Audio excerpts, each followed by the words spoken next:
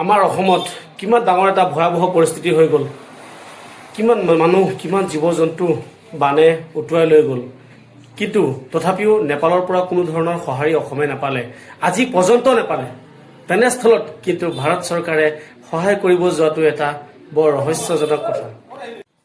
নেপালত ইমান ডাঙৰ ভয়াৱহ বান হৈ গ'ল আৰু সেই বানপানীয়ে হাজাৰ হাজাৰ লোকৰ প্ৰাণ কাঢ়ি ল'লে। তাৰ বাবে আমাৰ ভাৰত চৰকাৰৰ মোদীজীয়ে সহায়ৰ হাত আগবঢ়াইছে। বহু বায়ু সেনা বাহিনী, বহু দল, ৰেস্কিউ দল তেওঁলোকে গৈ নেপালত উপস্থিত হৈ তেওঁলোকক সহায় কৰিছে। বহুত ভাল লাগিছে, সঁচাকৈ খুব সুন্দৰ লাগিছে। কাৰণ কিয়, আমাৰ দেশৰ এজন প্ৰধানমন্ত্ৰী নৰেন্দ্ৰ মোদী, এখন দেশে যেতিয়া বিপদত পৰে সেই দেশখনক বিপদত সহায় কৰাটো মহান কাম, আৰু সেই কামটো আমাৰ মোদীজীয়ে কৰি দেখুৱালে। সেইবাবে তেখেতক বহুত ধন্যবাদ জ্ঞাপন কৰিলোঁ।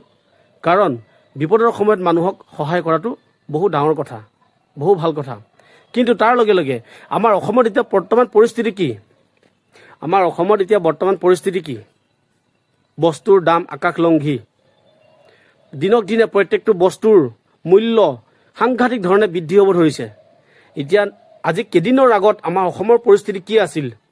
চৰাইদেউ, নাজিৰা, শিৱসাগৰ ক'ত গ'ল? মোদীৰ কোনো ধৰণৰ এটা বাইট নোলাল। আজিলৈকে মোদীৰ কোনো ধৰণৰ এটা কথাই নোলাল অসমৰ বানপানীক লৈ। কিন্তু আজি লগে লগে নেপালত গৈ সহায় কৰিব গুচি গ'ল।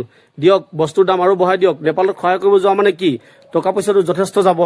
সেই গতিকে এতিয়া আৰু বস্তুৰ দাম বাঢ়িব লাগিব, হয়নে নহয়? চেনি 100 টকা হওক, পিঁয়াজ 100 টকা কেজি হওক, পেট্ৰলৰ 150 টকা হওক লিটাৰ। কাৰণ সেই পইচাটোৱেতো আকৌ নেপালত সহায় কৰিব লাগিব, নহয় জানো? যি পইচা আছে পাব্লিকৰ পৰাই নিব লাগিব।